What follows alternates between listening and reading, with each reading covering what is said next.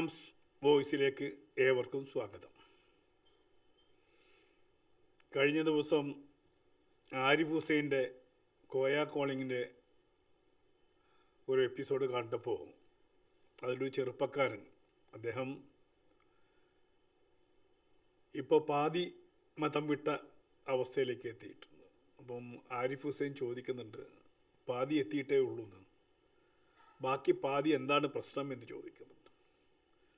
അപ്പോൾ ആ ചെറുപ്പക്കാരൻ പറഞ്ഞ ആൻസർ എനിക്ക് വല്ലാത്ത ഒരു ഫീല് തോന്നിച്ചു. കാരണം ആ ചെറുപ്പക്കാരൻ പറഞ്ഞിരിക്കുന്നത്, ഭയം എന്നെ വിട്ടു പോയിട്ടില്ല. എന്തൊക്കെ ഭയമാണ്? ഈ ഖബറിലുണ്ടാവുന്ന ചോദ്യം ചെയ്യുന്ന ഭയം, മറ്റൊന്ന് അവസാനമായിട്ട് നരകത്തിൽ കിടന്ന് പൊളയുന്ന ഭയം. ഈ രണ്ട് ഭയത്തെക്കുറിച്ചാണ് ആ ചെറുപ്പക്കാരൻ സംസാരിച്ചത്. എനിക്കതിൽ ഒട്ടും അതിശയോക്തി തോന്നിയില്ല. കാരണം ആ ഘട്ടം കഴിഞ്ഞ് വരാൻ ഞാനും ഒരുപാട് കഷ്ടപ്പെട്ടിട്ടുണ്ട്. കാരണം ഈ മതത്തോട് ചേർത്ത് ഒട്ടിക്കുന്ന ഒന്നാണ് ഭയം. വളരെ ചെറുപ്പം മുതൽ തന്നെ ഈ അള്ളാഹ് സങ്കല്പത്തെക്കുറിച്ച് ഉള്ളിൻ്റെ ഉള്ളിൽ ചോദ്യം ഉയർന്നെങ്കിലും ആ ചോദ്യം ചോദിക്കാൻ എപ്പോഴും ഭയപ്പെട്ടിരുന്നു. കാരണം അങ്ങനെ ചോദ്യം ചോദിച്ചു പോയാൽ ഞാൻ നരകത്തിലായി പോകുമല്ലോ എന്നുള്ള ഒരു വിശ്വാസം. ഓരോ വ്യക്തിയും, ഓരോ മുസൽമാനും, വ്യക്തി എന്ന് പറയുന്നതിൽ അർത്ഥമല്ല, ഓരോ മുസൽമാനും ഒരു പക്ഷേ ഈ ഘട്ടത്തിലൂടെ കടന്ന് വന്ന് അതിജീവിച്ച് കഴിഞ്ഞാൽ മാത്രമാണ് ഈ മതത്തിൽ നിന്ന് മോചനം നേടുകയുള്ളൂ. ഈ ഒരു ബാരിക്കേഡ്, ആ ബാരിക്കേഡ് ചാടിക്കടക്കുക എന്നുള്ളത് അത്ര എളുപ്പമുള്ള കാര്യമല്ല. കാരണം അത്രയും കുഞ്ഞുനാളിൽ, കേവലം 3-4 വയസ്സ് മുതൽ നമ്മുടെ മസ്തിഷ്കത്തിലേക്ക് ആണിയടിച്ച് കയറ്റുന്ന ഒരു വിശ്വാസമാണ് ഈ മതം. അതിൽ പ്രധാനപ്പെട്ട ഒരു രീതി എന്നുള്ളത് ഭയം. നമ്മുടെ കുഞ്ഞുനാൾ മുതലേ നമ്മുടെ മനസ്സിൽ ഭയം കടത്തി വിടുക. മസ്തിഷ്കത്തിൻ്റെ ചിന്തിക്കേണ്ടുന്ന ആ ഭാഗം മൊത്തം ഭയം കുത്തി നിറച്ച് ആ ഭയപ്പാടിൽ ജീവിക്കാൻ വിടുക എന്നുള്ളതാണ് ഇസ്ലാം മതത്തിൻ്റെ ഏറ്റവും വലിയ ഒരു പ്രത്യേകത. ആ മതം നിലനിൽക്കുന്നത് പോലും ഈ ചെലുത്തുന്ന ഭയം എന്ന വികാരത്തിലാണ്. ഇത് ഞാൻ മറ്റ് ഗ്രന്ഥങ്ങളിൽ നിന്ന് വായിച്ചിട്ടോ മറ്റുള്ളവരുടെ അഭിപ്രായം തേടിയിട്ടോ പറയുന്നതല്ല, എൻ്റേതായിട്ടുള്ള ജീവിതാനുഭവം വെച്ചിട്ട് പറയുന്ന കാര്യമാണ്. അപ്പോൾ ആ ചെറുപ്പക്കാരൻ ആരിഫിനോട് അത് പറഞ്ഞപ്പോൾ പെട്ടെന്ന് ഞാൻ എന്നെക്കുറിച്ചാണ്, ഞാനും ഈ കടമ്പ കടക്കാൻ കുറേ ബുദ്ധിമുട്ടിയിട്ടുണ്ടല്ലോ എന്നാണ് ചിന്തിച്ചത്. കാരണം അത്രമാത്രം കോൺക്രീറ്റ് ചെയ്യപ്പെടുന്ന ഒരു അവസ്ഥ ആ മതത്തിനുണ്ട്. ഇതിൻ്റെ പൊട്ടത്തരം കുഞ്ഞുനാളിലെ നമുക്ക് തോന്നി തുടങ്ങും. ഇതിൻ്റെ എല്ലാ തരത്തിലുള്ള പൊട്ടത്തരവും പതിയെ നമ്മുടെ ഉള്ളിൽ ചോദ്യങ്ങളായി ഉയർന്നു വരും. പക്ഷേ ഈ പൊട്ടത്തരം ആണെന്നുള്ള ബോധ്യം ഓരോ പ്രാവശ്യം ഉയർന്നു വരുമ്പോഴും, അയ്യോ അങ്ങനെ ചിന്തിക്കരുത്, ചിന്തിച്ചു കഴിഞ്ഞാൽ നീ നരകത്തിൽ പോകും എന്നുള്ള ചിന്തയും സൈമൾട്ടേനിയസ് ആയിട്ട് ഉയർന്നു വരും. അതാണ് ഇസ്ലാം മതത്തിൻ്റെ ഏറ്റവും വലിയ പ്രത്യേകത. നമ്മളൊന്ന് നമ്മുടെ ബോധതലം, നമ്മുടെ ബുദ്ധി ഉപയോഗിക്കാൻ തുടങ്ങുമ്പോൾ തന്നെ അപ്പുറത്തു നിന്ന് നീ അത് ഓപ്പൺ ചെയ്യരുത്, ഓപ്പൺ ചെയ്താൽ ആപത്താണ് എന്നുള്ള ഒരു ചിന്ത ഉടലെടുത്തുകൊണ്ടേയിരിക്കും. അതുകൊണ്ട് തന്നെയാണ് ഈ പ്രാകൃതമായിട്ടുള്ള നിയമവ്യവസ്ഥകളടങ്ങുന്ന ആ മതം ഇന്നും നിലനിൽക്കുന്നത്.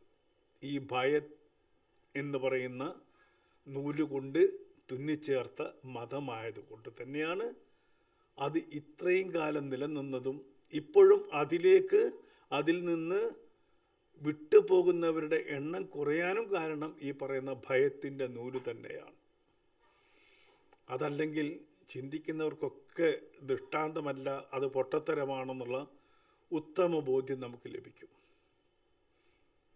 ആ ബോധ്യം ലഭിച്ചിട്ടും അവിടെ നിന്ന് പുറത്തേക്ക് ചാടാൻ കുറച്ച്, കാരണം നമ്മൾ ഒരു സാമാന്യ ബുദ്ധി കൊണ്ട് ചിന്തിക്കാൻ സമ്മതിക്കില്ല എന്നുള്ളത് തന്നെയാണ്. ചോദ്യം വേണ്ട, നീ ചോദ്യം ചോദിക്കരുത്, നീ ചോദ്യം ചോദിക്കാൻ അർഹനല്ല, വേണ്ടാത്ത ചോദ്യങ്ങൾ നീ മുളയിലേ നുള്ളിക്കളഞ്ഞോളൂ, ഇത് വിശ്വാസമാണ്. ആ വിശ്വാസത്തിൽ കണ്ണടച്ച് അടിയുറച്ച് തെല്ലിട മാറാതെ അങ്ങ് ഒട്ടിച്ചേർന്ന് നിൽക്കുക. അതാണ് അതിൻ്റെ രീതി. അപ്പോൾ എനിക്ക് ഇപ്പോൾ പലപ്പോഴും നമ്മൾ ഈ ആരിഫ് ഹുസൈൻ്റെ, അതല്ലെങ്കിൽ ലിയാഖത്ത് അലിയുടെ, ജബ്ബാർ മാഷിൻ്റെയൊക്കെ ഈ ഓരോ എപ്പിസോഡും കാണുന്നത് തന്നെ നമുക്ക് പുതുതായിട്ട് ഏതെങ്കിലും ഒരു കാര്യം അറിയാനുള്ളതല്ല. കാരണം അറിയിക്കേണ്ടതൊക്കെ അവർ നേരത്തെ അറിയിച്ചു കഴിഞ്ഞു. എങ്കിൽ പോലും സമൂഹത്തിൽ വരുന്ന മാറ്റം, ആ മാറ്റം തിരിച്ചറിയാൻ വേണ്ടിയിട്ടാണ് ഏറ്റവും കൂടുതൽ ഇപ്പോൾ ഞാൻ ഈ ലിയാഖത്ത് അലിയുടെയും ജബ്ബാർ മാഷിൻ്റെയും അതുപോലെ തന്നെ ആരിഫ് ഹുസൈൻ്റെ ഒക്കെ പ്രോഗ്രാം ഞാൻ കാണുന്നത്. അവിടെ അറ്റ്ലീസ്റ്റ് ആ മാറ്റം എവിടെ അറിയുന്നത്? ഇപ്പോൾ കോയ കോളിങ്ങിൽ അറിയുന്നുണ്ട്, ലിയാഖത്ത് അലിയെ വിളിക്കുന്ന കോളുകളിൽ നിന്ന് അറിയുന്നുണ്ട്.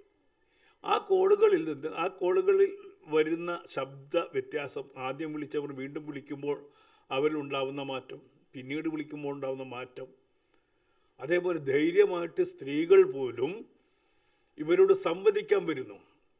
ഒന്ന് ഇപ്പോൾ ആരിഫ് ഹുസൈൻ്റെ അടുത്തൊക്കെ വന്നിട്ട് മതത്തിനെ ദ്രോഹിക്കുന്നതിൻ്റെ എതിർപ്പ് പ്രകടിപ്പിക്കാൻ വേണ്ടി സ്ത്രീകൾ എന്താണ് അങ്ങ് മുണ്ടുമുറുക്കി കൊടുത്ത് വന്ന് ബഹളം വയ്ക്കുമ്പോൾ ഇതിൻ്റെ പൊട്ടത്തരം മനസ്സിലാക്കിക്കൊണ്ട് അതിൽ നിന്ന് വിടുതൽ തേടി പുറത്തേക്ക് പോകുന്ന സ്ത്രീകളും വന്ന് വിളിക്കുന്നു എന്നുള്ളതാണ് അത്ഭുതകരം. ആ മാറ്റം നമ്മൾ കാണുന്നു. ഇപ്പം നമ്മൾ തന്നെ, ഇപ്പം ഞാൻ തന്നെ എൻ്റെ ഹലാക്കിൻ്റെ അവിലും കഞ്ഞി എന്ന് പറയുന്നതിന് പോപ്പുലാരിറ്റി കിട്ടുന്നതിൻ്റെ കാരണം പോലും ഇത്തരത്തിൽ ഈ പറയുന്ന അടിയുറച്ച വിശ്വാസങ്ങളിൽ നിന്ന് പതിയെ മനുഷ്യർക്ക് തെന്നിപ്പോവാനുള്ള, അപ്പോൾ ഞാൻ കരുതി മുസ്ലിങ്ങളായിട്ടുള്ള സഹോദരങ്ങൾ ചിലപ്പോൾ ഇതിനെ ഇഷ്ടപ്പെട്ടില്ലെന്ന്, പക്ഷേ ഒരുപാട് സുഹൃത്തുക്കൾ അതിന് ലൈക്ക് ചെയ്യുന്ന, എല്ലാ അഭിപ്രായം പറയുകയും ചെയ്യുന്നു. അവിടെയാണ് വ്യത്യാസം വരുന്നത്. അപ്പോൾ ഈ 21-ാം നൂറ്റാണ്ടിലേക്ക് പ്രവേശിക്കുമ്പോൾ ഒരു പക്ഷേ ഈ മതത്തിൻ്റെ അകത്തുള്ള അകക്കാമ്പുകൾ ഇങ്ങനെ തുരന്ന് ഇവരൊക്കെ പുറത്തേക്കിടുമ്പോൾ അതൊന്ന് പരിശോധിക്കാൻ, അതല്ലെങ്കിൽ ഒന്ന് ഗൂഗിൾ ചെയ്യാനുള്ള മനസ്സ് കുട്ടികൾക്കുണ്ടായിരിക്കുന്നു. അതാണ് ഏറ്റവും നല്ല ഒരു ലക്ഷണം, മാറ്റത്തിൻ്റെ ലക്ഷണം. അതേപോലെ തന്നെ മറ്റൊന്നുണ്ടായിരിക്കുന്നത്, ഇതിനെ തകർക്കാൻ വേണ്ടി ഈ ജബ്ബാർ മാഷിനെയും ലിയാഖത്ത് അലിയും അതേപോലെ തന്നെ ജാമിദ ടീച്ചറെയും ആരിഫ് ഹുസൈനും ഒക്കെ അവരുടെ വാക്കുകളെ തകർക്കാൻ വേണ്ടി, അവരുടെ ശബ്ദങ്ങളെ ഇല്ലാതാക്കാൻ വേണ്ടിയിട്ട് ഈ വിശ്വാസികൾ നടത്തുന്ന കൂട്ടപ്പൊരിച്ചിലിനിടയിൽ എല്ലാം തകർന്ന് തരിപ്പണമാകുന്നതും നമ്മൾ കാണുന്നു. എനിക്ക് അത്ഭുതം തോന്നി. ഇപ്പോൾ ലിയാഖത്തിൻ്റെ പ്രോഗ്രാം ഉണ്ടായിരുന്നല്ലോ, അടിമത്തം. ആ അടിമത്തത്തിൽ സംസാരിക്കാൻ വേണ്ടി വന്ന ആൾ സംസാരിച്ച് ഉരുണ്ട് പെരണ്ട് സകല മാനവും നഷ്ടപ്പെട്ടിട്ടാണ് ആ വേദിയിൽ നിന്ന് കടന്നു പോയത്. അദ്ദേഹത്തിന് യാതൊന്നും പറയാനുണ്ടായിരുന്നില്ല. ആധുനിക ജീവിതത്തിൽ ഈ അടിമത്ത സമ്പ്രദായമുണ്ടോ എന്ന് തെളിയിക്കാൻ അദ്ദേഹത്തിന് കഴിഞ്ഞിട്ടേയില്ല. അദ്ദേഹം ഒന്നും വായിച്ചിട്ടില്ല. ആധുനിക കാലഘട്ടത്തെ യുദ്ധത്തിൻ്റെ തടവുകാരായി പിടിക്കുന്ന പ്രിസണേഴ്സ് ഓഫ് വാറിനെക്കുറിച്ച് അദ്ദേഹം ഒന്നും വായിച്ചിട്ടില്ല, ഒന്നും അറിഞ്ഞിട്ടില്ല. അതൊക്കെ അടിമത്തമാണെന്ന് പറഞ്ഞ് എണ്ണ വരച്ചിട്ട് പോയിട്ട് സദസ്സിൽ നിന്ന് മാറി പിന്നീട് ഫേസ്ബുക്കിൽ ലിയാഖത്ത് അലിയോട് ചോദിച്ച ചോദ്യങ്ങൾക്കൊന്നും ഉത്തരം പറഞ്ഞില്ലേ, അയ്യോ ലിയാഖത്ത് അലി തോറ്റേ എന്ന് പറഞ്ഞ് നിലവിളിക്കുന്ന ആ നിലവിളി കേൾക്കാൻ ഭയങ്കര രസമാണ്. ഒരു വിശ്വാസ പ്രമാണത്തിന് വേണ്ടി എത്രമാത്രം നുണ പറയാനും എത്രമാത്രം എന്താ പറയുന്നത് അപമാനിതനാവാനും അവർ തയ്യാറാണ്. ആധുനിക ജീവിതത്തിൽ ഈ യുഗത്തിൽ ഈ അടിമ സമ്പ്രദായം ഏറ്റവും വിലക്കപ്പെട്ടതാണെന്നും അത് ശിക്ഷാർഹമായിട്ടുള്ള സംഗതിയാണെന്നും ആധുനിക സമൂഹം കരുതി കൃത്യമായിട്ട് അതിന് നിയമവ്യവസ്ഥകൾ പോലും ഉണ്ടാക്കി കഴിഞ്ഞിട്ടും ആധുനിക വ്യവസ്ഥയിൽ ഈ അടിമത്ത സമ്പ്രദായമുണ്ട്, അത് ഞങ്ങളാണ് ആദ്യം മാറ്റാൻ തുടങ്ങിയത് എന്ന് പറഞ്ഞിട്ടുള്ള ഗീർവാണങ്ങൾ കേട്ടുമുട്ടുത്തു. ചരിത്രത്തിൻ്റെ എല്ലാ അംശങ്ങളിലും ഈ അറബികളുടെ അടിമത്ത വ്യവസായത്തെക്കുറിച്ച് കൃത്യമായിട്ടും വളരെ അടുത്ത കാലത്താണ് ഏറ്റവും അവസാനം ഈ അടിമത്തം നിരോധിച്ചത് പോലും, ഏറ്റവും അവസാനമായിട്ട് നിരോധിച്ചത് പോലും അറബ് രാജ്യങ്ങളാണ്. അടിമ എന്നുള്ള വാക്ക് ഒരു ഉൽപ്പന്നം പോലെയെന്ന് കൃത്യമായിട്ടും ലിയാഖത്ത് അലി സമർത്ഥിച്ചു. ഒരു വ്യക്തിയെ, ഒരു പുരുഷനെ അതല്ലെങ്കിൽ സ്ത്രീയെ വിൽക്കുക, പണയം വയ്ക്കുക, മറ്റ് രീതിയിൽ ഉപയോഗിക്കുക എന്നുള്ളതാണ് അടിമത്തം. അതിന് പ്രത്യേകിച്ച് കാരണം ഒരു വിൽപ്പന ചരക്കാക്കി തൻ്റെ ജോലികൾ ചെയ്യിക്കുക, തൻ്റെ കാമപൂർത്തിക്ക് വേണ്ടി ഉപയോഗിക്കുക, അതിൽ തനിക്കുണ്ടാകുന്ന മക്കളെ വിൽക്കാനുള്ള ഉൽപ്പന്നങ്ങളാക്കി മാറ്റുക, അതിനെ പണയം വയ്ക്കുക, പങ്കു ചേർത്ത് ഉപയോഗിക്കുക, ഇങ്ങനെയുള്ള നിയമങ്ങളെക്കുറിച്ച് കൃത്യമായിട്ടും ലിയാഖത്ത് അലി പറഞ്ഞിട്ടും അതിനെ ഒന്നും ചെവിക്കൊള്ളാതെ ഇവിടെ ഉണ്ണാക്കന്മാർക്ക് വേണ്ടി വന്ന ആൾക്കാരും കിടന്ന് ഉരുളുന്ന ഒരു ഉരുളിച്ച ആധുനിക സമൂഹം കണ്ടുകൊണ്ടിരിക്കുകയാണ്. ഇങ്ങനെ നുണ പറയാൻ പറ്റുമെന്ന് നമുക്ക് ചിന്തിക്കാൻ പോലും വയ്യ. ഇസ്ലാമിലെ അടിമത്ത വ്യവസ്ഥ കൃത്യമായിട്ടും പറഞ്ഞിട്ടുണ്ട്, അതൊരു വിൽപ്പന ചരക്കാണ്. അവരുടെ നഗ്നത പോലും മുട്ടുമുതൽ പൊക്കിള് വരെ നിയന്ത്രിക്കപ്പെട്ടിരിക്കുന്നു. എന്നിട്ട് അവർക്ക് കാമപൂർത്തിക്ക് എന്തെങ്കിലും മാർഗം ഉണ്ടല്ലേ, അതുകൊണ്ട് മുതലാളി കഷ്ടപ്പെട്ടിട്ട് ആ പൂർത്തീകരണം നടത്തി കൊടുക്കുകയാണ് എന്ന് വരെ ലജ്ജയില്ലാതെ പറയാൻ അവർ സമ്മതിച്ചിട്ടല്ലേ ഇതങ്ങോട്ട് ചെയ്യുന്നത് എന്ന് വരെ പറയാൻ ഒന്ന് ആലോചിച്ച് നോക്കൂ. ഒരു അടിമ ചോദിച്ചിട്ട് കൊടുത്തിട്ടില്ലെങ്കിൽ അവസ്ഥ എന്തായിരിക്കും?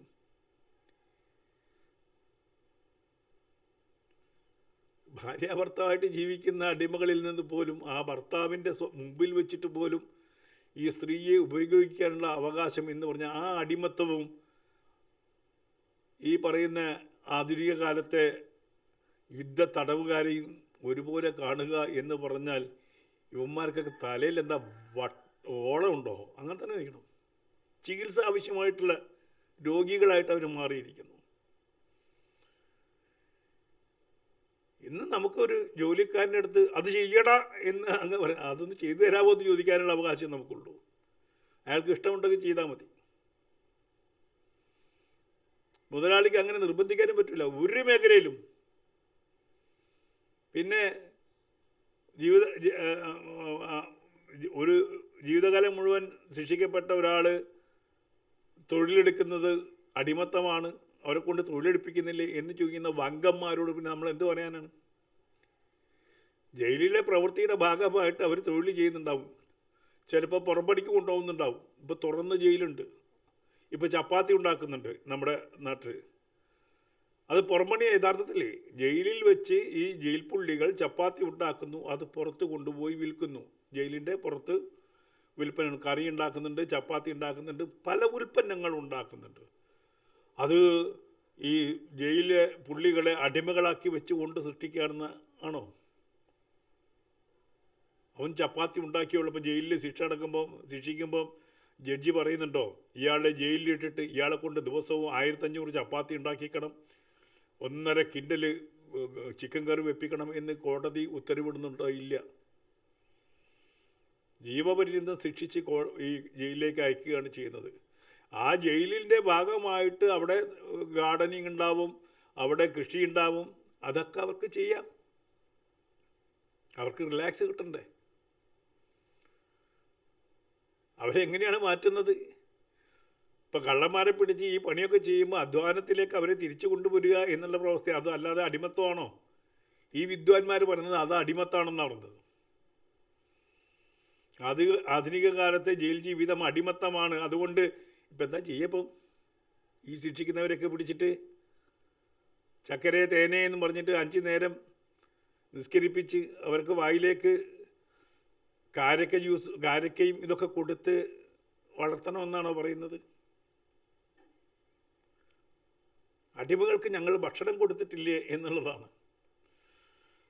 അടിമകളുടെ തടിമിടുക്ക് പോലെയാണ് അടിമകളുടെ വില. അതാണ് അടിമകളുടെ ലക്ഷണം. നിങ്ങളൊരു കാളച്ചന്തയിൽ പോയി കഴിഞ്ഞാൽ ഏറ്റവും നല്ല കാളയ്ക്ക്, നല്ല മൂരിക്കുട്ടന്, നല്ല പോത്തുകുട്ടന് അല്ലേ, അവർക്കല്ലേ വിലയുള്ളത്. അവിടെ ഭക്ഷണം കൊടുക്കുന്നത് പോത്തിൻ്റെ തൃപ്തിക്ക് വേണ്ടിയിട്ടോ അതല്ലെങ്കിൽ മൂരിയുടെ തൃപ്തിക്ക് വേണ്ടിയിട്ടോ അല്ല. അവൻ കൊഴുത്തിരുന്നാലേ വില കൂടുതൽ കിട്ടുള്ളൂ. അറബിയുടെ സൂത്രം അവിടെയായിരുന്നു. അടിമകളെ നന്നായി ഊറ്റുക, അതേസമയത്ത് ആണുങ്ങളെ പിടിച്ച് വരി ഉടയ്ക്കുകയും ചെയ്തിരുന്നു പറഞ്ഞു. പെണ്ണ് വിൽക്കണമെങ്കിൽ പെണ്ണായിട്ടുള്ള അടിമയെ നല്ല വിലയ്ക്ക് വിൽക്കണമെങ്കിൽ നല്ല ചരക്കായിരിക്കണം, വൃത്തിയുള്ള ചരക്കായിരിക്കണം, മാംസമുണ്ടായിരിക്കണം. എല്ലും തോലുമായിട്ടുള്ള ചരക്കിനെ ആര് വാങ്ങിക്കും അടിമച്ചന്തയിൽ? അപ്പോൾ ഈ ഭക്ഷണം കൊടുക്കുന്നതും കൊഴുപ്പിക്കുന്നതും അവനവൻ്റെ ഭോഗവസ്തുവായിട്ട് അപ്പോഴും വേണ്ടേ? മാംസമുള്ളതിനല്ലേ കയറി ഒന്ന് പൂശാൻ പറ്റുള്ളൂ, നമ്മുടെ ഇവരുടെ ഭാഷയിൽ പറഞ്ഞാൽ. അപ്പോൾ പൂശാനുള്ള യന്ത്രത്തിന് കൃത്യമായിട്ട് ഭക്ഷണം കൊടുക്കുക, അത് എന്താ പറയുക, കനിവാണെന്നാണ് പറയുന്നത്. ഒരടിമയെന്ന് ഞങ്ങൾ വിളിച്ചിട്ടില്ല എന്ന് പറയുന്നത്. എന്തിനപ്പോൾ വിളിക്കുന്നത്? അപ്പോൾ ഈ കാലഘട്ടത്തിൽ കാണുന്ന ഏറ്റവും വലിയ തമാശകൾ ദിവസം ഞാൻ ഇത് കാണുമ്പോൾ, എന്നിട്ട് ഇതിനെ ന്യായീകരിക്കുന്നു. ഈ പറയുന്ന കാട്ടറബി സമ്പ്രദായത്തെ, ആ അടിമ സമ്പ്രദായത്തെ ന്യായീകരിച്ചുകൊണ്ട് ഇപ്പം ഇല്ലല്ലോ എന്നുള്ളതാണ് ചോദ്യം. ഇപ്പം ഇല്ലാതാക്കിയത് ഇസ്ലാമാണോ? അടിമവ്യവസ്ഥ ഇല്ലാതാക്കിയത് ഇസ്ലാമാണോ? എന്നെങ്കിലും ഇല്ലാതാക്കിയിട്ടുണ്ടോ? ഇല്ല. അപ്പം ഇവരുടെ ധാരണ ഇവർ പറയുന്നത് മാത്രമേ പൊതുസമൂഹം കേൾക്കൂ എന്നുള്ളത്. അവർ ഈ പറയുന്ന ഉണ്ണാക്കന്മാർ പറയുന്നത് വിശ്വാസികളായിട്ടുള്ള കുറേ ആൾക്കാർ അതിനിടയിൽ വന്ന് കൈകൊട്ടുന്നതല്ലാതെ ഒരു പൊതുസമൂഹം ചർച്ച ചെയ്യപ്പെടുന്നത് പോലുമില്ല. അവരുടെ അടിയിൽ വന്നത് ഈ വന്ന് കൈകൊട്ടുന്ന ആരാണ്? ഈ തേഞ്ഞൊട്ടുന്നത് കണ്ട് ഹൃദയം പൊട്ടി നിലവിളിക്കുന്നവരാണ് ഈ ഉസ്താദുമാരുടെയും ഈ പറയുന്ന ഉണ്ണാക്കന്മാരുടെയും അടിയിൽ വന്നിട്ട് മണിയടിച്ച് സന്തോഷിപ്പിച്ച് അത്തറ പൂശുന്നത്. പക്ഷെ പൊതുസമൂഹത്തിൽ അങ്ങനെയല്ല സംഭവിക്കുന്നത്. പൊതുസമൂഹം ഈ ഉണ്ണാക്കന്മാരുടെ ചാനൽ കാണാനല്ല പോകുന്നത്, അവിടുത്തെ നുണ പറയാവുന്നത് കേൾക്കാനല്ല പോകുന്നത്. ഇതിന് കൂലങ്കുശമായിട്ട് വിശകലനം ചെയ്യുന്ന ജബ്ബാർ മാഷിൻ്റെയും ഈ ലിയാഖത്ത് അലിയുടെയും ജാമിദ ടീച്ചറുടെയൊക്കെ വാർത്തകൾ കേൾക്കാനും അവരുടെ സംവാദങ്ങളിൽ ചെവി കോർക്കുന്നത് എന്തിനാണ്? ഈ പറയുന്ന 600-6 നൂറ്റാണ്ടിലെ തോന്നിവാസങ്ങൾ മനസ്സിലാക്കാൻ വേണ്ടിയിട്ടാണ്. ഒരു സമയത്ത് അല്ലെങ്കിൽ ഇത് സമാധാന മതം എന്ന് പറയുമ്പോൾ, സ്നേഹമതം എന്ന് പറയുമ്പോൾ അതല്ല, ഇതിൻ്റെ അകത്ത് ഇതിനൊരു ക്രൂരമായ മുഖമുണ്ട്. ആ മുഖത്തെ സൂക്ഷിക്കണമെന്ന് പൊതുസമൂഹത്തെ അറിയിക്കുന്ന ഒരു വലിയ കർമ്മവ്യവസ്ഥയിലാണ് ഈ ആളുകൾ ഏർപ്പെട്ടിരിക്കുന്നത്. അതുകൊണ്ട് തന്നെ അവരുടെ ജീവൻ എപ്പോൾ വേണമെങ്കിലും ഈ പറയുന്ന രീതിയിൽ എടുത്തു മാറ്റാവുന്ന ജീവനം കൊണ്ടാണ്. അത് ഞാനടക്കം അങ്ങനെ തന്നെയാണ്. ഇപ്പം നമ്മുടെയൊക്കെ ഈ കമൻറ്റ് ബോക്സിൽ വന്നിട്ട് മായും പൂവും പറയുന്നവർ എന്തുകൊണ്ടാണത് പറയുന്നത്? കാരണം അവർക്ക് അണമുട്ടിയിരിക്കുകയാണ്. അവർക്ക് തിരിച്ചു പറയാൻ അല്ലെങ്കിൽ ഇതിനെ പ്രതിരോധിക്കാൻ കഴിയില്ല. പിന്നെ ഇതിനെ ഉമ്മാക്കും ബാപ്പയ്ക്കും വിളിക്കുക, പച്ചത്തെറി പറയുക. അപ്പോൾ അതുപോലെ എനിക്കറിയില്ലായിരുന്നു ഈ കിതാബിൻ്റെ ഭാഗത്താണ് ഈ തെറിയുന്നത്. ഇതൊക്കെ ജബ്ബാർ ഭാഷയൊക്കെ പറഞ്ഞപ്പോഴാണ് ഇന്നത് പോയി നക്കിക്കോ എന്നൊക്കെ പറഞ്ഞിട്ട് ഈ പറയുന്ന വിശുദ്ധ ഗ്രന്ഥത്തിൽ തന്നെ ഈ തെറികളുണ്ടെന്നുള്ള ബോധ്യം പോലും പൊതുസമൂഹത്തിന് അത് തന്നെയാണ് ഇവർ നമ്മുടെ കമൻറ്റ് ബോക്സിൽ വന്ന് ചെയ്യുന്നതെന്നും ഉള്ള ധാരണ പോലും ഉണ്ടാവുന്നത് ഇവരുടെ പ്രവർത്തന ഫലമായിട്ടാണ്. അവരുടെ പ്രവൃത്തികൾക്ക് ഫലം കണ്ടു തുടങ്ങിയിരിക്കുന്നു എന്നുള്ളതാണ്. ഞാനൊക്കെ ഈ മതത്തിനകത്ത് നിന്ന് തന്നെ സംസാരിച്ചിരുന്നു. അന്നും ഈ തെറിവിളി മുഴുവൻ കേട്ടിട്ടുണ്ട്. നീ എന്തിനാടാ അലി അക്ബർ എന്നുള്ള പേരും വെച്ച് നടക്കുന്നത്? രാമനായിക്കൂടെ, കൃഷ്ണനായിക്കൂടെ? അവസാനം ഞാൻ രാമനായപ്പോൾ പിന്നെ അത് വലിയ എന്നിട്ടൊന്നും വിട്ടില്ല. പുറകെ വന്നിട്ട് ഇങ്ങനെ കുത്തി കുത്തി കോയാന്ന് വിളിച്ചു. ഇപ്പം ഞാൻ അങ്ങോട്ട് കോയായി. അത് പറഞ്ഞപ്പോഴാണ് പറഞ്ഞത്, നിങ്ങൾ എനിക്ക് വേണ്ടുന്ന രീതിയിലുള്ള സബ്സ്ക്രിപ്ഷനും തരുന്നില്ല, ലൈക്ക് തരുന്നില്ല. അതൊക്കെ തരണം കേട്ടോ, എനിക്ക് നിലനിൽക്കണ്ടേ. ചാനലിന് എല്ലാവിധ സപ്പോർട്ടും തരണം. ആ സപ്പോർട്ട് തന്നാലേ എനിക്കിവിടെ നിലകൊള്ളാൻ പറ്റുള്ളൂ.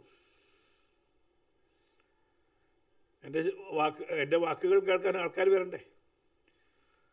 ആൾക്കാർ വരുന്നുണ്ട്, വരുന്നു. പക്ഷേ അവർ മറന്നു പോകുന്നു. ലൈക്കാനും ഒന്ന് സബ്സ്ക്രൈബ് ചെയ്യാനും മറന്നു പോകുന്നു. 10,000, 12,000, 14,000, 16,000 പേര് നമ്മുടെ ഇത് ഇപ്പോൾ 20,000 പേരിലൊക്കെ കൂടുതലായിട്ട് തുടങ്ങിയിട്ടേ ഉള്ളൂ ചാനൽ. 5-8 എപ്പിസോഡായിട്ടുള്ളൂ. അപ്പോഴത്തേക്ക് തന്നെ അതിന് നല്ല വ്യൂവർഷിപ്പ് ഉണ്ട്. ഈ വ്യൂവർഷിപ്പിനനുസരിച്ചിട്ട് എനിക്ക് എന്ത് ചെയ്യാൻ പറ്റുന്നില്ല, നിങ്ങൾ സബ്സ്ക്രിപ്ഷൻ കൂടുന്നില്ല. എല്ലാവരും ലൈക്കും ഒക്കെ തമ്പും ഒക്കെ തരുന്നുണ്ട്. പക്ഷേ സബ്സ്ക്രിപ്ഷൻ 5,000 ചിലവാനായിട്ടുള്ളൂ. വലിയ ചെറിയ കാലഘട്ടത്തിൽ വലിയ സബ്സ്ക്രിപ്ഷനാണ് അത്. എങ്കിൽ പോലും അതല്ല, നിങ്ങൾ ലൈക്ക് ചെയ്യുന്നവർ 10,000-ൽ കൂടുതലുണ്ടെന്ന് എനിക്ക് കൃത്യമായിട്ട് അറിയാം. കാരണം അത്രയും ലൈക്ക് എനിക്ക് കാണാൻ പറ്റുന്നുണ്ടല്ലോ. അപ്പോൾ അത്രയും പേര് എന്നെ ഒന്ന് സബ്സ്ക്രൈബ് ചെയ്ത് സഹായിക്കുകയും കൂടി ചെയ്യാം. എന്തായാലും ശരി. അപ്പോൾ ഞാൻ പറയുന്നത്, ഈ കേരളത്തിൽ ഉണ്ടാവുന്ന മാറ്റങ്ങൾ നമ്മൾ കാണാതെ പോകരുത്. അതുകൊണ്ട് തന്നെ ഈ അണപൊട്ടിയ ആൾക്കാർ ഏത് രീതിയിലും ഇവരെ ഉപദ്രവിക്കാൻ ചാൻസ് ഉണ്ട്. എനിക്ക് ഭയമുണ്ട്. ലിയാഖത്തിനെയും വെറുതെ വിടും തോന്നില്ല. പക്ഷേ ആരിഫ് ഹുസൈൻ, ജാമിദ ടീച്ചർ, ജബ്ബാർ മാഷ് എന്നൊക്കെ പറഞ്ഞു കഴിഞ്ഞാൽ തഞ്ചം കിട്ടിയ തട്ടും എന്നുള്ള കാര്യത്തിൽ എനിക്ക് സംശയമൊന്നുമില്ല. തഞ്ചം കിട്ടാൻ വേണ്ടി കാത്തിരിക്കുക. അവരോടൊക്കെ സൂക്ഷിക്കണം എന്നുള്ള അഭിപ്രായം എനിക്കുള്ളത്. ഇതിൽ പ്രായം കൂടിയ ആൾ ഞാനും ജബ്ബാർ മാഷേ ഉണ്ടാവുള്ളൂ. ബാക്കിയൊക്കെ മധ്യവയസ്കരാണ്, ഇനിയും ജീവിതം ബാക്കിയുള്ളവരാണ്. ഇപ്പം ഞങ്ങളുടെയൊക്കെ കർമ്മവ്യവസ്ഥ ഏകദേശം ഞങ്ങൾ തീർത്ത് വെച്ച ആൾക്കാരാണ്. പക്ഷേ ശബ്ദങ്ങൾ ഇവിടെ വേണം. ഈ ശബ്ദങ്ങൾ ഇവിടെ ഉണ്ടെങ്കിലേ മാറ്റം ഉണ്ടാവുള്ളൂ. കാരണം ഇന്ന് ആലോചിച്ച് നോക്കൂ, പല ഹൈന്ദവ നേതാക്കളെന്ന് ചമയുന്നവരും ഈ പറയുന്ന ഇസ്ലാമിക സമൂഹത്തിന് വെളിച്ചെണ്ണ ഒഴിച്ചു കൊടുക്കാൻ വരുന്നവരാണ്. വലിയ ഹിന്ദു കുടുംബത്തിൽ മെമ്പറാണെന്നൊക്കെ പറഞ്ഞിട്ട് തലയിൽ തൊപ്പിയും വട്ടത്താടി ഇല്ല എന്നുള്ളൂ. മുഴുവൻ സമയവും ഈ പറയുന്ന കിരാതമായിട്ടുള്ള ഗ്രന്ഥത്തെ വെള്ളപൂശാനും സപ്പോർട്ട് ചെയ്യാനും നടക്കുന്ന, കാശ് കിട്ടിയിട്ടാണ്, കാശ് വാങ്ങിച്ചിട്ടാണ്, വേറെ കാര്യം നമുക്കറിയാം. കാരണം ആ സമൂഹത്തിന് പുറത്ത് നിന്നുകൊണ്ട് ആ സമൂഹത്തിനെ വെള്ളപൂശുന്നവർക്ക് പ്രത്യേക പരിഗണന ലഭിക്കുന്നതാണ്. അവർക്ക് വേണ്ടുന്നതെല്ലാം വേണ്ടുന്ന സമയത്ത് എത്തിക്കുന്നതാണ്. ഇത് വെറുതെ പറയുന്നല്ല. അങ്ങനെ ഇപ്പോൾ ഉള്ള കുറച്ച് ആൾക്കാരൊക്കെ ഉണ്ട്, ഈശ്വരൻ്റെ പേരൊക്കെ ഇട്ടുള്ള ഈശ്വരന്മാരൊക്കെ ഉണ്ട്. ഇതൊക്കെ എന്തിനു വേണ്ടി കുരയ്ക്കുന്നു, അവരെന്തിനു വേണ്ടി വെള്ളപൂശുന്നു എന്നുള്ളതും സമൂഹത്തിന് അറിയാം. അവർ വിചാരിക്കുന്നത് അവർ ചെയ്യുന്ന പ്രവൃത്തി ആരും അറിയുന്നില്ല. ഞാനൊരു ജനാധിപത്യത്തിൻ്റെ കരുത്തായിട്ട് ഇവിടുത്തെ അഭിപ്രായ സ്വാതന്ത്ര്യത്തിന് വേണ്ടിയിട്ട് സംസാരിക്കുന്നത് എല്ലാവരും അങ്ങ് ഏറ്റെടുക്കുമെന്നുള്ള, സത്യത്തിൽ ഏറ്റെടുക്കുന്നത് ഈ സുഡാപ്പികൾ മാത്രമാണ്, ഈ ഭീകരവാദികൾ മാത്രമാണ്. ആ ആശയത്തിൻ്റെ പുറകെ പോകുന്നവരാണ് ഇവർക്ക് ഈ പറയുന്ന ലൈക്കും ഷെയറും കൊടുത്ത് വളർത്തുന്നത്. ഒരു പൊതുസമൂഹമല്ല എന്ന് അവർക്കറിയണം. പൊതുസമൂഹം അവരെ പുച്ഛത്തോടു കൂടിയാണ് കാണുന്നത്. ഈ ഈശ്വരന്മാരെയൊക്കെ വളരെ പുച്ഛത്തോടു കൂടിയാണ് പൊതുസമൂഹം കാണുന്നത്. കാരണം ഇത് വെള്ളപൂശൽ തൊഴിലാക്കിയെടുത്ത് കൃത്യമായി ശമ്പളം മേടിച്ച് വെള്ളപൂശുന്നവരാണെന്ന് പൊതുസമൂഹത്തിന് അറിയാം. അങ്ങനെ കുറേ പേരുണ്ട്. കുറേ കമ്മ്യൂണിസ്റ്റുകാരുണ്ട്, കോൺഗ്രസ്സുകാരുണ്ട്. ഇസ്ലാമിനേക്കാളും നല്ല മതം വേറെ ഇല്ല, ആശയം വേറെ ഇല്ല എന്നും പറഞ്ഞിട്ട് പൊതുസമൂഹത്തിൽ ഈ പറഞ്ഞ വെള്ള പൂശുന്ന ആൾ. കാരണം അവർക്കൊക്കെ വെള്ള പൂശിയാലേ അവിടെ നിലനിൽക്കുള്ളൂ. കാരണം വോട്ട് ബാങ്കായിട്ട് നിൽക്കുമ്പം ഈ വെള്ള പൂശി നടത്തിയാലേ ചിലർക്കൊക്കെ ജയിച്ചു വരാൻ പറ്റുള്ളൂ ചില ഇടങ്ങളിൽ നിന്ന്. അങ്ങനെ വെള്ളപൂശുകാർ, അവർക്ക് വേണ്ടി വെള്ളപൂശുന്നവരും അവർക്ക് വേണ്ടി പണം നൽകുന്നവരും ആശയങ്ങളെ വിലയ്ക്ക് വാങ്ങുന്നവരും അടുപ്പ് കൂട്ടി ചർച്ച ചെയ്യുന്നവരും ആയിട്ട് ഒരുപാട് ആളുകളുള്ളപ്പോഴാണ് ഈ 4-5 വ്യക്തികൾ, എനിക്ക് എല്ലാവരും അറിയില്ല, കുറേ ആൾക്കാരെ അറിയാം, വളരെ ചെറിയ ഒരു കൂട്ടം ചെറുപ്പക്കാരും മധ്യവയസ്കരും എല്ലാമായിട്ടുള്ളൊരു കൂട്ടം സമൂഹത്തിലേക്ക് ഇതിൻ്റെ എന്താ പറയാണ്, ഓരോ അംശവും എടുത്തിട്ട് നൂലിട പിരിച്ച് കാണിച്ചു കൊടുക്കുന്നു. ഇത് പൊട്ട മതമാണെന്ന്, പൊട്ട സംസ്കാരമാണെന്ന്. അതിൻ്റെ കൂടെ നമുക്ക് ചെയ്യാൻ പറ്റുന്നത് അവരെ സപ്പോർട്ട് ചെയ്യുക എന്നുള്ളത് തന്നെയാണ്. എവിടെയാണ് ദോഷകരമായിട്ട് എവിടെ എന്തുണ്ടെങ്കിലും ചോദ്യം ചെയ്യപ്പെടുക തന്നെ വേണം. പക്ഷേ ഈ ഒരു ന്യൂനവിഭാഗത്തെ തേച്ച് മിനുക്കിക്കൊണ്ട് ബാക്കിയുള്ളതിനൊക്കെ കുറ്റം പറയുക, ബാക്കിയുള്ളതിനൊക്കെ ഇല്ലാതാക്കാൻ ശ്രമിക്കുക എന്നുള്ളത് ഒരു ശരിയായ നടപടിയല്ല. അപ്പോൾ ഞാൻ ഇത് വിടുമ്പോൾ ഇതിനെക്കുറിച്ച് ഇത്രമാത്രം അറിവൊന്നും എനിക്കുണ്ടായിരുന്നില്ല. ഇത്ര പൊട്ടത്തരമുണ്ടെന്നാണ് ഞാൻ മനസ്സിലാക്കിയില്ല. ഞാനറിഞ്ഞ വളരെ കുറച്ച് പൊട്ടത്തരത്തിൽ നിന്നാണ് ഞാനിതിനെ ഉപേക്ഷിക്കുന്നത്. അപ്പോൾ നിങ്ങൾ ചോദിക്കും, നിങ്ങൾ വേറൊരു മതത്തിലേക്ക്, എക്സ് മുസ്ലിം അല്ലല്ലോ, എക്സ് മുസ്ലിമാണ്, പക്ഷെ വേറൊരു മതത്തിലേക്ക് പോയല്ലോ. ആ മതത്തിൽ ഇങ്ങനെയുള്ള ഒരു നിർബന്ധവും ഇല്ല, പരിപൂർണ സ്വതന്ത്രനാണ്. ആ മതത്തിൻ്റെ ഭാഗമായിക്കൊണ്ട് വേണമെങ്കിൽ എനിക്ക് നാസ്തികനായിട്ട് ജീവിക്കാം. ഒരു ക്ഷേത്രത്തിൽ പോകണമെന്നില്ല. ഒരു നിർബന്ധിതമായിട്ടുള്ള ഒരു നിയമവ്യവസ്ഥയും അതിനില്ല. സ്വന്തം തലച്ചോറ് കൊണ്ട് ചിന്തിച്ച് നിനക്ക് സ്വീകരിക്കാവുന്നത് സ്വീകരിച്ചാൽ മതി എന്നുള്ള ഒരൊറ്റ ഉള്ളൂ. അതൊരു നിർബന്ധിതമായ വ്യവസ്ഥയേ അല്ല. ഒരു രീതിയിലും ശല്യപ്പെടുത്തില്ല, ഒരു രീതിയിലും മറ്റ് വിഭാഗങ്ങൾക്ക് ഒരു തടസ്സമായിട്ട് നിൽക്കുന്നില്ല. തികച്ചും സ്വതന്ത്രമായിട്ട് നിൽക്കുന്ന ഒരു ഇടത്താണ് ഞാൻ നിൽക്കുന്നത്. ഞാൻ പരിപൂർണമായിട്ടും അവിശ്വാസിയല്ല. എന്നാൽ എൻ്റെ ദൈവത്തിന് പേരോ ഏത് പേരും ഇടാവുന്ന ഒരു വ്യവസ്ഥ എന്താണോ എനർജി, ഞാൻ പഠിച്ച ഗ്രന്ഥത്തിൽ നിന്നും ഞാൻ മനസ്സിലാക്കിയത് സോഴ്സ് ഓഫ് എനർജി തന്നെയാണ്. അതിന് പ്രത്യേകിച്ച് ഭാവമോ രൂപമോ ഇല്ല. ആ സോഴ്സ് ഓഫ് എനർജി എന്നിലും സകലതിലുമുണ്ട് എന്ന് വിശ്വസിക്കുന്ന ഒരു വ്യക്തി, അതാണ് ഞാൻ. അല്ലാതെ ഒരു പടച്ചവനല്ല, ഒരു സൃഷ്ടിപ്പുകാരനല്ല.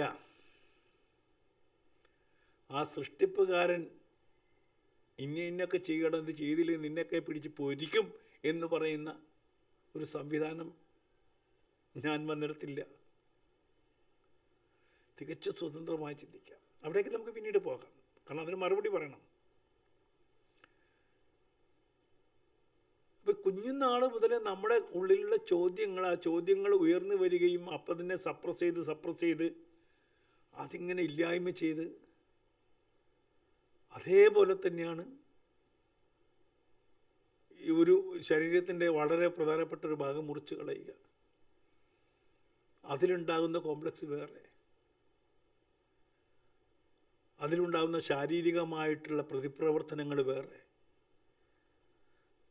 അതുണ്ടാക്കുന്ന ദുരന്തങ്ങളെക്കുറിച്ച് വളരെ കൃത്യമായിട്ട് സമൂഹം ചർച്ച ചെയ്യപ്പെടേണ്ടതാണ്. എന്തുകൊണ്ടാണ് ഒരു പ്രത്യേക സമൂഹം ഈ പറയുന്ന സെക്സ് പൂർണ്ണമാവാതെ ഒന്നും പോരാ, രണ്ടും പോരാ, മൂന്നും പോരാ, നാലും പോരാ, കുറച്ച് അടിമകളെ കൊടുത്തരൂ എന്ന് പറയുന്ന ഒരവസ്ഥയിലേക്ക് പോകുന്നുണ്ടെങ്കിൽ അതിൽ ശാരീരിക വൈകല്യത്തിനും പ്രധാനപ്പെട്ട കാരണമായിട്ട് വരുന്നുണ്ട്. ആ വൈകല്യവും കാരണമായിട്ട് വരുന്നുണ്ട്. ജീവിതത്തിൻ്റെ എല്ലാ സോഫ്റ്റ്നെസ്സും മാറ്റി വച്ചിട്ട് ഹാർഡായിട്ടുള്ള ഒരു രീതി, എല്ലാത്തിനെയും വെറുക്കുന്നൊരു രീതി, എൻ്റേത് മാത്രം ശരിയാണെന്ന് പറയുന്നൊരു രീതി, ആ രീതിക്കേറ്റ ഏറ്റവും വലിയ പ്രഹരമാണ് എക്സ് മുസ്ലിംസ്. ഒരു സംശയവും വേണ്ട.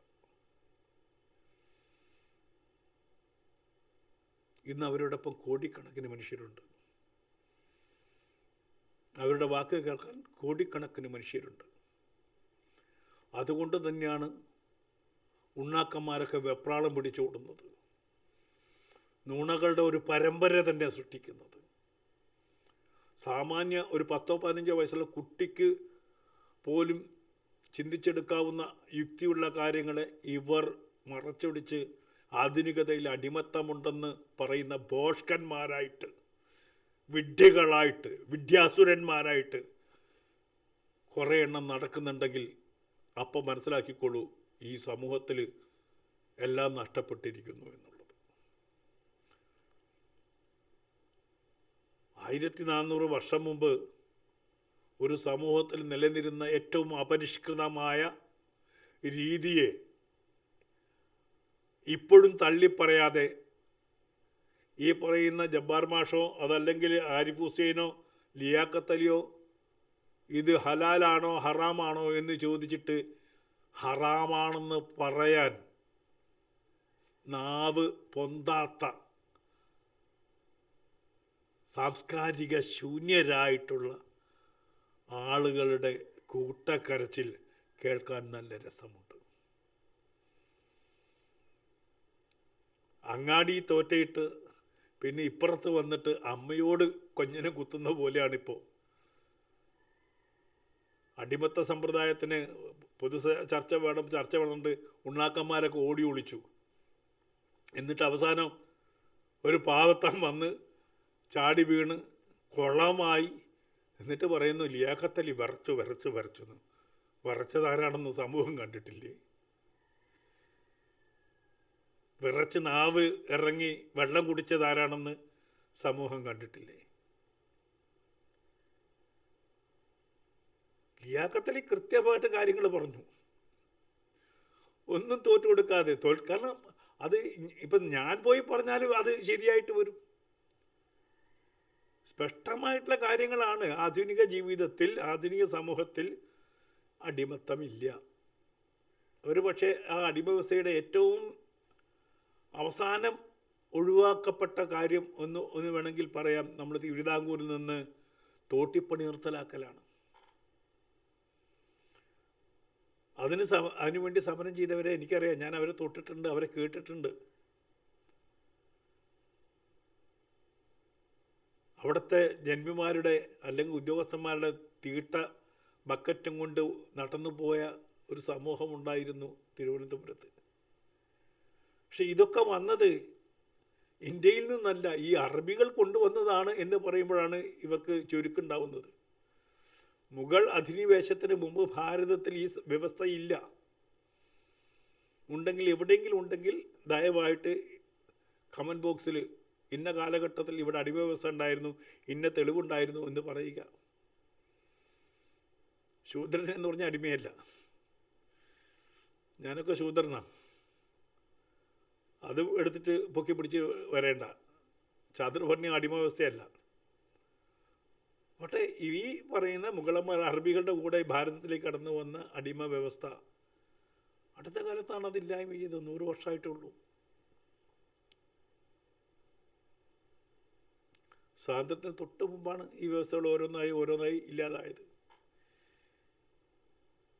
ഇന്ന് ആ രീതിയിൽ നമുക്ക് ഒരു താഴെയുള്ള ഒരാളോട് പറയാൻ പറ്റുമോ? പറഞ്ഞ വിവരം അറിയും. എന്നിട്ടാണ് പറയുന്നത് പ്രിസണേഴ്സ് ഓഫ് വാർ അടിമകളാണ്, അതുകൊണ്ട് ഇന്നതുണ്ട്, അന്നുള്ളത് തന്നെ ഇന്നുണ്ട്, നാണം കെട്ടവർ. എന്തായാലും നമുക്ക് തുടരാം. 35 മിനിറ്റായി. എല്ലാവരും പറയുന്നുണ്ട് എൻ്റെ ദൈർഘ്യം കൂടുതലാണെന്ന്. സാരില്ല, അരമണിക്കൂറൊക്കെ അല്ലേ. എന്തായാലും സന്തോഷമുണ്ട്. അവർക്ക് കൃത്യമായിട്ടുള്ള സപ്പോർട്ട് കൊടുക്കുക. ഈ പൊളിച്ചടുക്കലുകാർക്ക് സപ്പോർട്ട് കൊടുത്തേ വെക്കുള്ളൂ. തിരിച്ച് അതേപോലെ മനസ്സിലാക്കുക, വങ്കന്മാരുടെ ഹുങ്കത്തരവും മനസ്സിലാക്കുക. നന്ദി, നമസ്കാരം, ഗുഡ് നൈറ്റ്.